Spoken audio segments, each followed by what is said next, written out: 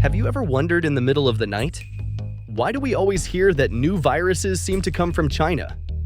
COVID-19 wasn't the first virus to emerge there and spread across the globe. But why China, specifically?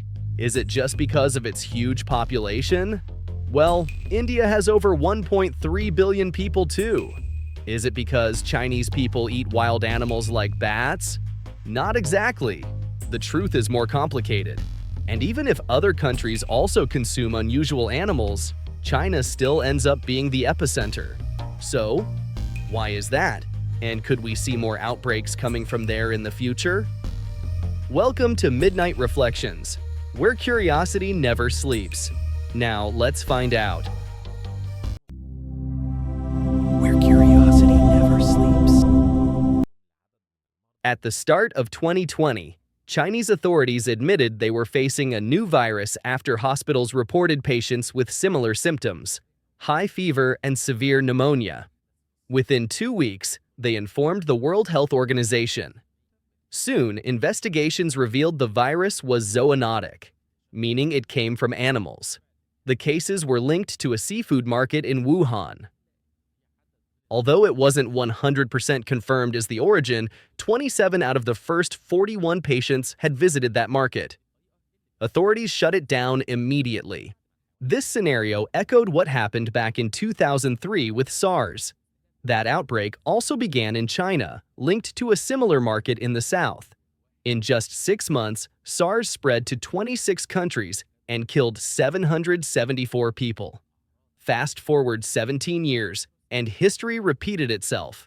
A new coronavirus, another market, and a global outbreak. Within 4 months, COVID-19 had already reached over 140 countries.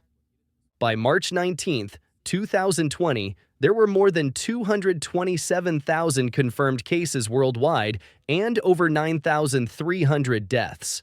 At first, the WHO hesitated to label it a pandemic. But eventually, they had no choice.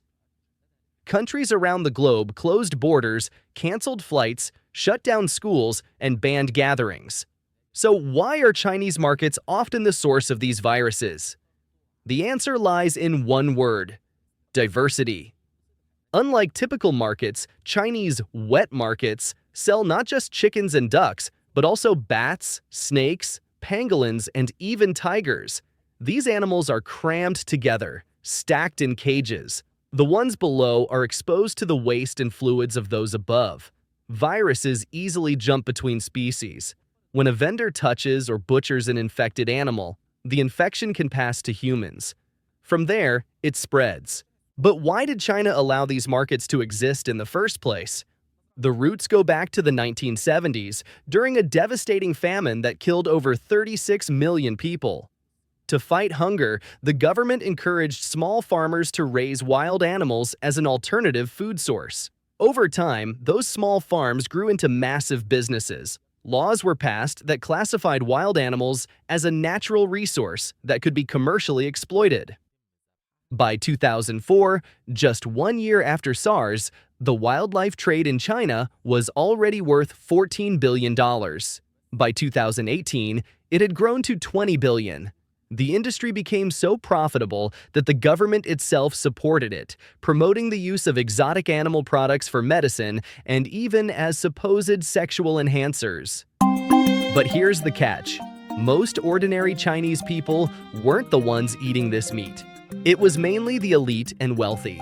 When COVID-19 appeared, China shut down thousands of markets and temporarily banned the wildlife trade. But experts expected it to be only a short-term measure, just like after SARS. Even international organizations pressured China to make the ban permanent, yet the laws never truly changed. So the question remains: as long as the wildlife trade continues in China, does that mean the world should prepare for future outbreaks starting there again? Now you know. Got more midnight questions? Drop them in the comments. Stay curious, and I'll see you in another Midnight Mystery.